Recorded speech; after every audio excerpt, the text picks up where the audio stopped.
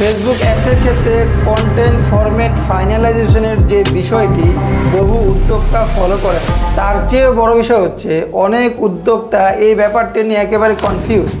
বিশেষ করে বাংলাদেশি মানুষ হিসেবে আমরা যে কোনো তথ্য ভাষা রাখি, অর্থাৎ অস্পষ্টভাবে, যেটা আসলে জানা এবং না জানার মাঝামাঝি জায়গা, যেটাতে আসলে কোনো স্পষ্ট ধারণা আমাদের থাকে না, যার কারণে এটা একটা রাইট কনক্লুশনে আমরা যেতে পারি না। অর্থাৎ আমরা উদ্যোক্তা হিসেবে আমরা নিজেরা প্রপারলি রিসার্চ করতে পারি না বা করি না যে আসলে ভিডিও কন্টেন্ট তৈরির ক্ষেত্রে কোন ভিডিও ফরম্যাটটা ভালো কাজ করছে। তো চলুন আমরা জেনে আসি বর্তমান সময়ে ভিডিও ফরম্যাটটা আসলে কোনটা বেস্ট ফেসবুক ক্যাম্পেইনের ক্ষেত্রে। তার আগে জেনে নেই ভিডিও ফরম্যাট মূলত কত ধরনের। ভিডিও ফরম্যাট মূলত 3 ধরনের। এক হচ্ছে ভার্টিক্যাল, 2 হচ্ছে স্কোয়ার, 3 হচ্ছে হরিজন্টাল। ভার্টিক্যাল কোনগুলা? যেটা হচ্ছে রিল সাইজ, অর্থাৎ স্টোরি সাইজ যেটাকে বলে, এটার ফরম্যাটটা হচ্ছে 9:16। তারপর আসেন স্কোয়ার সাইজ, অর্থাৎ 1:1। এরপর আসেন হরিজন্টাল। হরিজন্টাল বলতে আমরা ইউটিউব যেই সাইজটা বুঝাই সেটাই বলে হরিজন্টাল। এখন এই সময়ে সবচেয়ে বেশি যে ফরম্যাটটা কাজ করছে তা হল square size.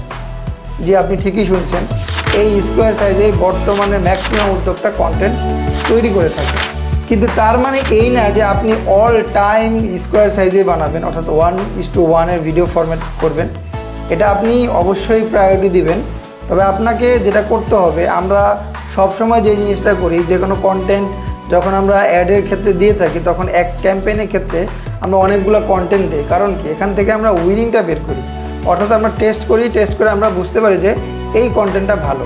As it is same, আপনি যখন কন্টেন্ট ফরম্যাট কয়েক ধরনের, সে ফর এক্সাম্পল আপনি স্টোরি দিলেন, স্কোয়ার সাইজ দিলেন, ইউটিউব সাইজ দিলেন, অর্থাৎ হরিজন্টাল, এই সবগুলো ফরম্যাটে আপনি যখন ক্যাম্পেইন চালাবেন, এখান থেকে আপনি বুঝতে পারবেন যে আসলে কোন ধরনের ফরম্যাটের ভিডিওটা ভালো চলছে। যদি আপনার ক্ষেত্রে শুধু স্কোয়ার সাইজই ভালো চলে, ওকে ফাইন, আপনি এটা নিয়ে কন্টিনিউ করবেন। পাশাপাশি রিল সাইজ ভিডিওটা ভালো চলছে, তাহলে আপনি ওই ফরম্যাটেও আপনি কন্টেন্ট অবশ্যই বানাবেন। এর দ্বারা যেটা হবে, আপনি এক ধাপ এগিয়ে থাকবেন। চলেন কিভাবে জেনে আসি। যেমন ধরেন আপনার কম্পিটিটরের আপনি কিন্তু কি করেন, কয়েক ধরনের রিসার্চ করেন যে আপনার কম্পিটিটরের কোন দিকগুলো ভালো এবং কোন দিকগুলো খারাপ। দেখা যাবে যে আপনার কম্পিটিটর ম্যাক্সিমাম ক্ষেত্রে যদি কম রিসার্চার হয়ে থাকে, তাহলে দেখা যায় সে এলোমেলোভাবে কাজ করে। বাট আপনি কি করতেছেন, অ্যাট দ্য সেম টাইম আপনি রিসার্চ করে কাজ করতেছেন, সেটা ফরম্যাটের ক্ষেত্রেও।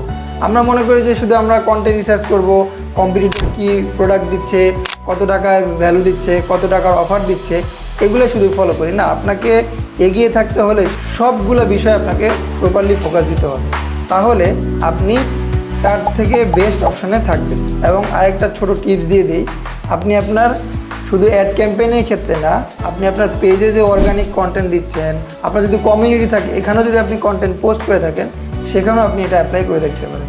তবে আপনি যদি অর্গানিক্যালি অনেক অডিয়েন্সের কাছে পৌঁছাতে চান, তাহলে অবশ্যই আপনাকে পেজে রিলস কন্টেন্ট দিতে হবে। কারণ হচ্ছে ফেসবুকের যে অ্যালগরিদম বা সোশ্যাল মিডিয়ার যে অ্যালগরিদম, ওই অ্যালগরিদম অনুযায়ী বর্তমানে রিলসটা ভালো চলে। তো অর্গানিকের ক্ষেত্রে আপনি অবশ্যই রিলসটাকে বেশি প্রায়োরিটি দিবেন। আর অ্যাডস ক্যাম্পেইনের ক্ষেত্রে বর্তমানে আপনি প্রায়োরিটি দিবেন স্কোয়ার সাইজ। পাশাপাশি আপনার যে কাজ, আপনি উইনিং বের করবেন যে কোন ফরম্যাটটা আসলে ভালো চলে, দেন আপনি সিলেক্ট করে এভাবে আপনার পরবর্তী জার্নি ক্লিয়ার করবেন। তো আজ এতটুকুই। ইনশাল্লাহ আগামী শুক্রবার ঠিক একই সময় আপনার সাথে দেখা হচ্ছে। ততক্ষণ পর্যন্ত ভালো থাকবেন, সুস্থ থাকবেন। আসসালামু আলাইকুম।